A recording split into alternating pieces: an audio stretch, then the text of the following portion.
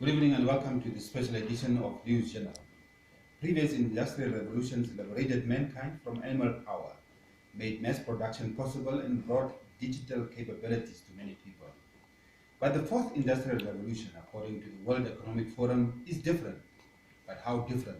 To help us answer that and other questions, I'm now joined by Dr. Peter Baofu, an American academic and author of 153 books. Welcome, Professor Dr. Peter, and thank you very much for joining us. Thank you for inviting me. Professor, we are in the midst of the fourth industrial revolution, but can you take us briefly through the previous three? What happened there? Mm-hmm. I think that this is a very important question nowadays because if you look into history, we went through different stages and different kind of revolutions. Not every country go through the same stages, but in general, let's say in the older day, in the pre-industrial era, we had the agricultural sector, which was the dominant economic sector in many countries around the world, and people used hunting and gathering, agricultural, and all that. But then you have the first industrial revolution, you have the invention of steam engines, the railroads, the cars, and all that. And then you have the green revolution, and you have the computer revolution. And then nowadays you have biotech, genetics, you have especially IT, and many other things. Now go one step further, you have the space technology coming up, the space economy that I talk about in my publications. So things have been progressing further and further into the high-tech era, which means that unlike the many things that you see in Africa and some other areas, people are still use physical power to do a lot of things. People used to carry some trash with a bag, used a horse, for example, in some other countries. Now we are getting away further and further away from that. Instead, we are using more and more machines of doing the same thing. And not just using horses, we use some other energy. Now we use more and more in the future, we use solar energy, nuclear energy, and some other energy. So what then, according to you, is the fourth industrial revolution? I think that one of the most important things that we have to focus on is the rise of machines. Machines in many different forms. Either you talk about the IT, for example, or you talk about nanotechnology, you talk about biotechnology, for example, and many of them are increasingly, as I propose, one of my 120 visions and theories of the future is one of post-humans. Sooner or later, one of the major consequences for that is that sooner or later, humans like you and me will not exist anymore. It will be replaced by what I call post-humans.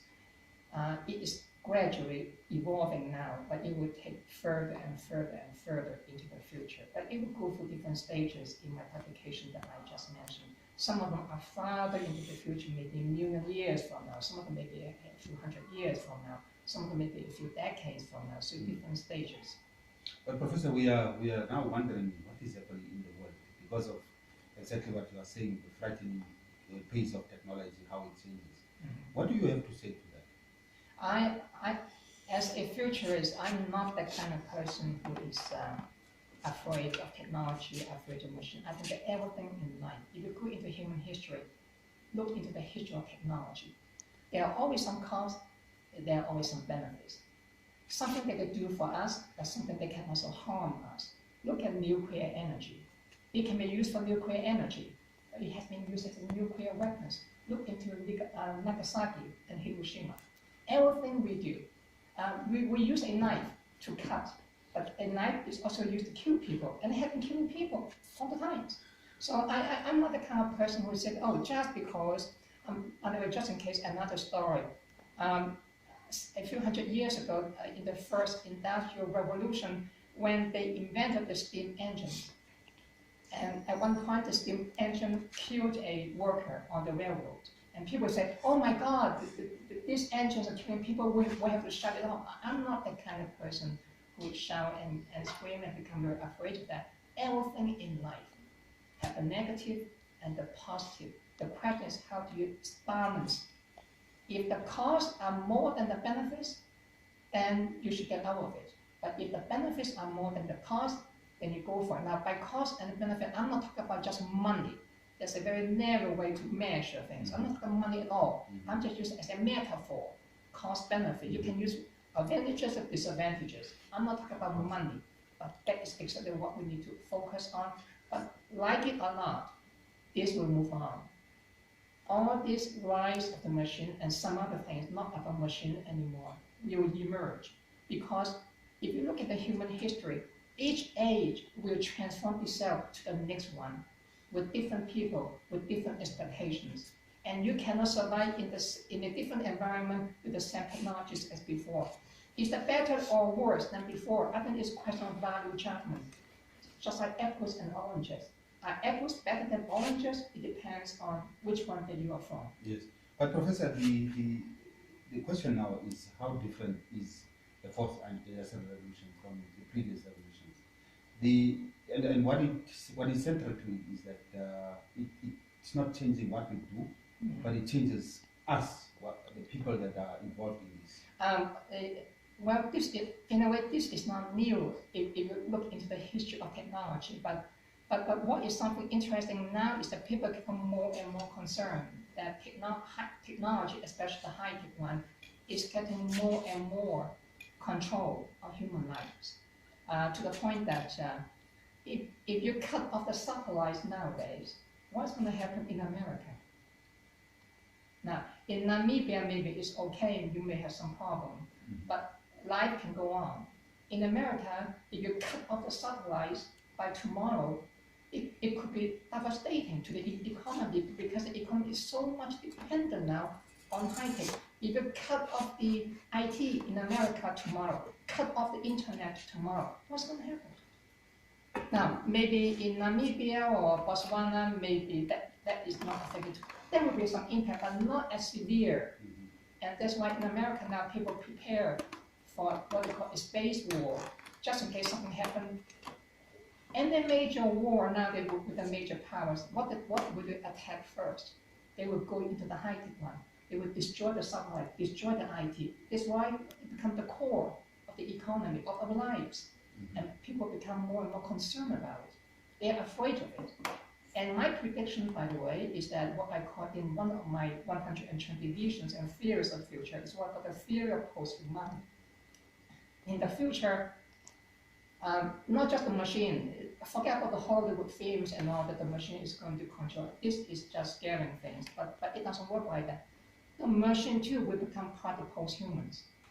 With this, Professor, are we able to then, will we be able to distinguish between what is natural and what is not natural? The distinction between natural and non-natural is a tricky question because the standard and the measurement and the definition change all the time. Just like in the older days, if you talk about poverty, let's say 1 million years ago, or 1,000 years ago, or 10,000 years ago, how poor was poor? Maybe at that time, if you live in the caves, maybe if you don't have a stone to hunt something, people say that you are poor. But if you have a lot of stone like this, those weapons, people say, oh, you are a rich man. Yeah, at that time, by the measurement, you were very rich. But nowadays, you have a stone like that, people say that you are a poor man, even if you have 100 of them. But if you have a limousine, a helicopter, people say that you are a rich man, right? Now, 1,000 years from now, what do they think that you will be rich? Maybe you have a spacecraft that can take you to Mars. You own that spacecraft, people say, oh, you're a rich man. And someone say, no, I don't have that. I have to go and buy a ticket to go to Mars. You say, oh, you're a poor man. So what is the standard? What is natural and non-natural is historically contingent. Sooner or later, my prediction is the non-natural become much more dominant than the natural because of the impact of technology. And because of this impact of technology, we are talking about superhumans. Yes. Is that what we're talking about? Superhuman is only one thing. In my theory of post-humanity, I also distinguish different forms. For some, I put different visions about the future. Floating consciousness, unfloating unconsciousness, hyperspatial consciousness, hypersexual consciousness ability, synthetic neurons, synthetic molecules, and synthetic cells, and many, many other dimensions of life. And they are not necessarily machines. So the focus on machine is misleading. And also, we are afraid of the machine because we are afraid that they will take over us. But it is a misunderstanding, a misconception that's good for public entertainment. But in the future, for example, many of those things are mixed together with some other things. They are part of what it is to be a being, not necessarily a human being, but a being, and they are part of life. In the future, farther in the future, you will not see too many people like you and me anymore. We are evolving toward the kind of direction of evolution. And in the future, you will see people, they may be mixed of part machine, part a plant, part machine or part a human, or part a human or part a genetic alternative superior things. Or they will be part of something which is floating consciousness, mixing up with some other thing in the environment, on the ground, or they can be floating in the air. So those are the things which within we are fighting with each other, like that they will fight against them, they fight against us. I think it's just for Hollywood, for films, for public entertainment. They are part of our lives. So, but in the future, maybe 50, 20, 50 years from now, what you call the humans that you would refer to would look back at an interview like this and think about how could they have done something like that? Is that possible? The way things will evolve and become more and more, people would actually say, but they could have done it much different because of the benefit of hindsight. 50, 20, 30, 50, 60, 70, 80, that is too short in terms of understanding evolution. In evolution, we look into thousands and thousands, millions. In my case, I look toward the future, millions, billion years from now. I don't look into 1 year, 2 years. I'm an extreme kind of futurist. I look into farther and farther and farther. I stretch the farthest of my imagination and see how far that I can go into the future. I stretch it into the billion years from now. If you go farther and farther into the future, I talk about that in my publications, you will come to the point, for example, that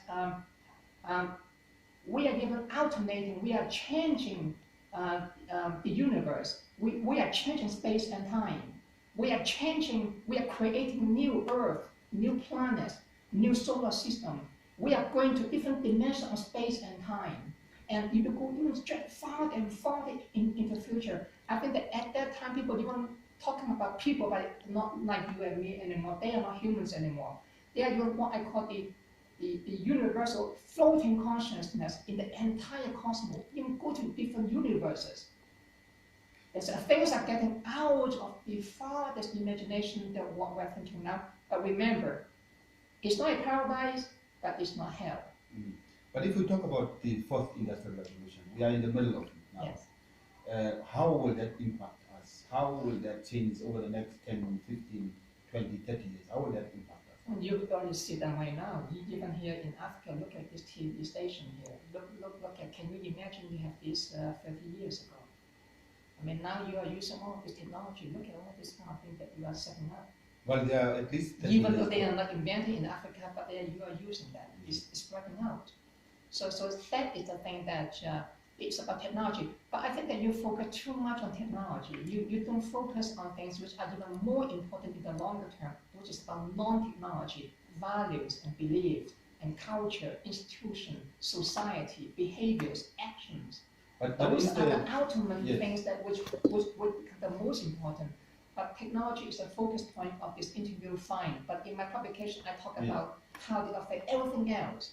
But Professor, the fourth industrial revolution is about technology and impact that it would have on mankind. Yes. Is that not the it's true, but you should not think like a scientist working on industrial revolution, the fourth one, the fifth one, sixth one, eighth one, whatever that might be, because those people are very narrow-minded. I'm a futurist in the sense that I look into all domains of human knowledge. That's why I have published more than 153 books on all fields of knowledge. I propose more than 120 different theories and visions of the future, not on one topic or industrial revolution, on all of them. Then when you go into all, and you will see, it's very important. See, what I'm doing in a way is the beginning of the post-human mind. There's a distinction between you and me. The way I think, I try to think like post-human. The way you are thinking, you are still thinking like a human. About technology and this, and many of those scientists, they are thinking like a human too. I try to go beyond that. As a visionary, That's what I should do. In fact, I go even farther than many other people do. That's why. We will confine it for the purposes of Yes. this interview because of the time and other pressures. We'll confine it to technology and how it will impact on us. Let me give you a practical example since you are asking for one. Even look at the workplace. Technology is already getting control of many things. It's not necessarily bad, but it's not necessarily good. It depends on how you look into things. Nowadays, we have some technology, for example, which can tell you, for example, if you are getting too tired, they can inform you and say, oh, maybe it's time for you to have a rest. Because now you are getting too tired, your productivity is slowing down. They give you a signal. Now, if we have some technology, we'll say, your blood pressure now is getting too high, or something like that. And we have some smart intelligence, such that if it's getting too hot, it will slow down. If the light is too bright, they will try to adjust. Professor, look at the machine that you use. How much time do you use the computer nowadays? How much time do you use a cell phone nowadays for whatever you do? Can you imagine your grandparents were doing this 50 years ago? It's affecting your everyday life. Yes. Professor, the impact the fourth industrial revolution would have on jobs and job losses specifically. There is a prediction that massive job losses will be occurring by even as early as next year, 2020. Yes. What are your views? I'm not concerned about that. I think there's an exaggeration. There are always some people, by the way, to understand technology or anything else, you have to be careful. There are always the pros and the cons. Those who are against will yell and shout and make up all this kind of scary story to make you say, no, you should not do it. And the other one, they will make up all this kind of fanciful story and say, oh, it's so wonderful, it's paradise and all that, you should join us. I'm not for either one. As a scholar, my job is look into the cost and the benefit I just said. Many of those people talk about job losses. There are some truth to that, but I'm not exaggerating. For example, look at Japan is a good example. I have been in more than 100 different countries now, but Japan is one of them. Japan now, they are suffering from a declining population. The Japanese population is declining, do you know that? It's shrinking each year to the point that the Japanese government is so afraid of it. Because now Japanese become smaller and smaller as a smaller power. So they want to say, what can we do? And one of them that they do, they say, we have to speed up robotics, to use machines to help us.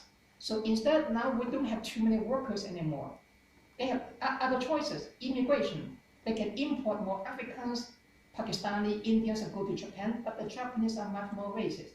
They don't like too many foreigners to come to the culture and the society and do and live with them. They say maybe it's better to use machines. Now that you go to some factories, some schools, you see that they are quite high-tech.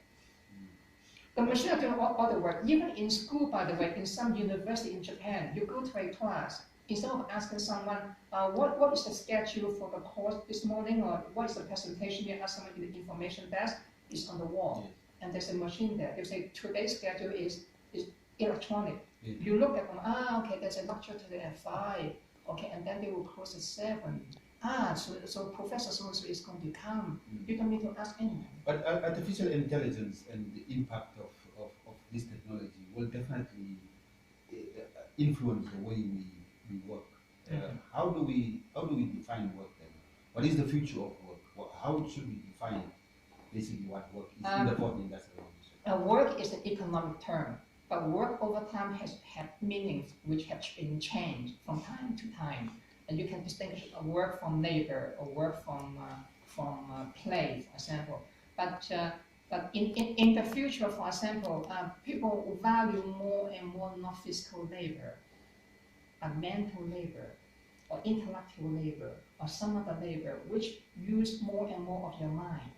In the oldest day, in hunting, gathering, it's very physical. You have to hunt, you have to fight with the animal, you may get beaten up or eaten by the animals. Nowadays, you use your mind more. So in the future, play is also intertwined with work.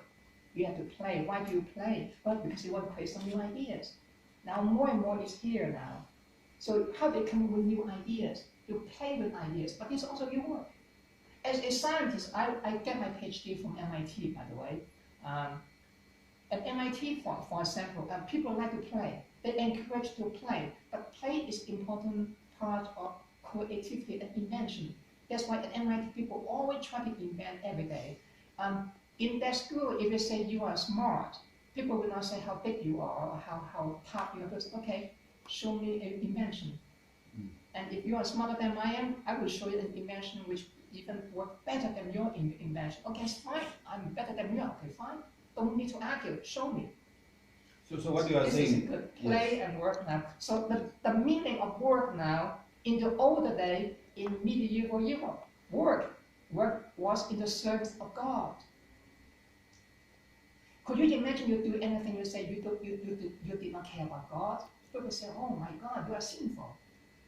So what you are saying, with the fourth industrial revolution, we will be forced to think more in order to adapt to changing realities. I do not use the word force. That is also a value judgment. As a scholar, I look into the pros and the cons. And I can see that there are a lot of benefits, but there are also a lot of costs. It's a question of value judgment. But by the way, I want to say another thing which you have not said. Value judgment like that is relative. Think about a lion and a sheep. A lion would eat a sheep. From the standpoint of the sheep, the lion is evil, is bad. But from the standpoint of the lion, it's wonderful. The meat is so tasty. I would like to eat you more. So now, which one do you side? If you side with the lions, the sheep will say, no, you are evil.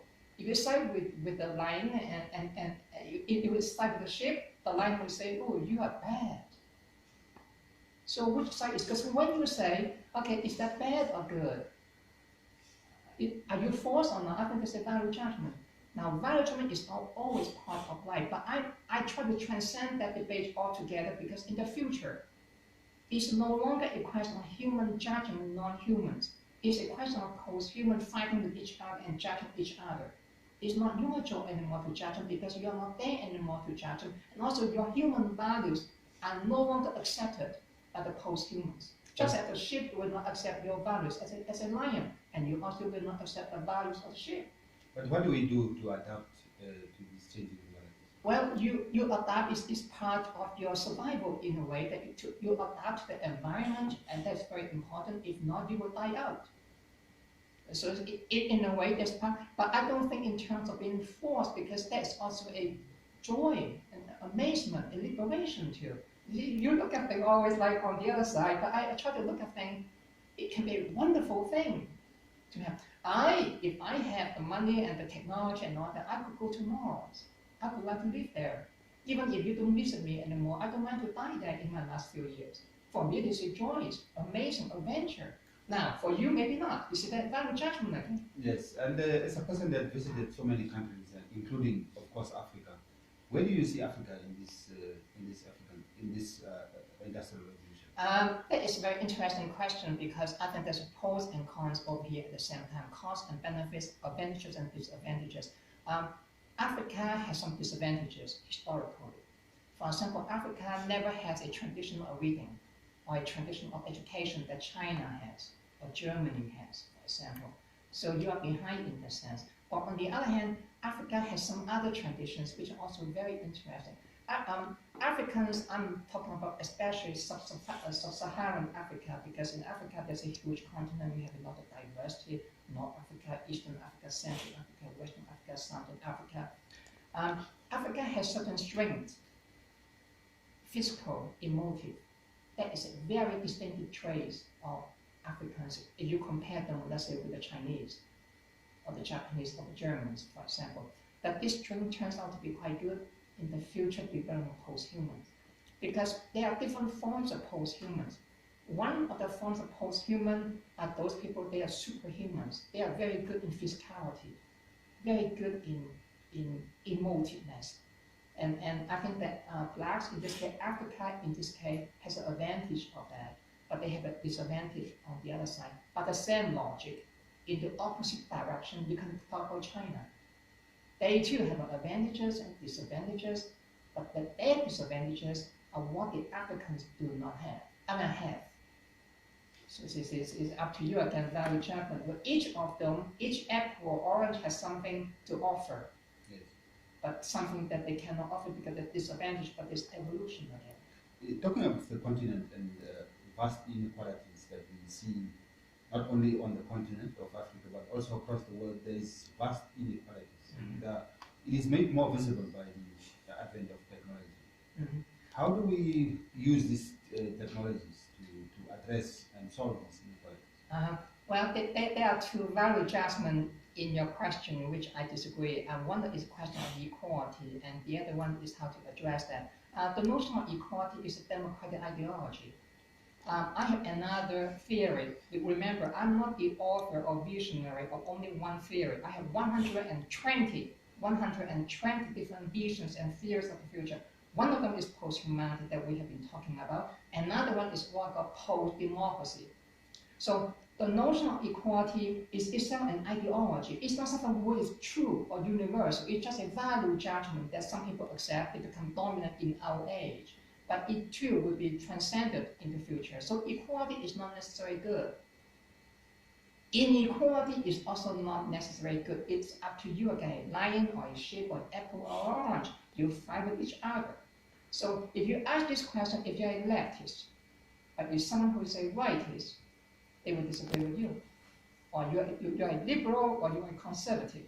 If you're a conservative, you say, no, it is not bad, it's good. But if you're a liberal, you say, no, it's bad, let have some equality. Now you say, what should we do about it? Does technology make that worse? That is also a value judgment. Technology is neutral. But I said that it made it more visible. But it depends on how you use it. Just like a knife, a technology. I can use a knife to cook and serve you a nice meal so that you can say, thank you so much, it's a wonderful meal, I like it. Or I can use a knife and stab you and kill you. So don't blame technology for that. Blame the person who is using the technology. So technology has been used for many good things, but they have been used for many bad things too. So it's up to you again. Now, there's a value judgment. Professor, we have come to the end of our very interesting discussion. I want to thank you very much for your time to join us here. Thank you for the invitation. Thank you very much. Thank you. And with that, we have come to the end of our discussion here on the 4th Industrial Revolution. Thank you for your company, and join us next time.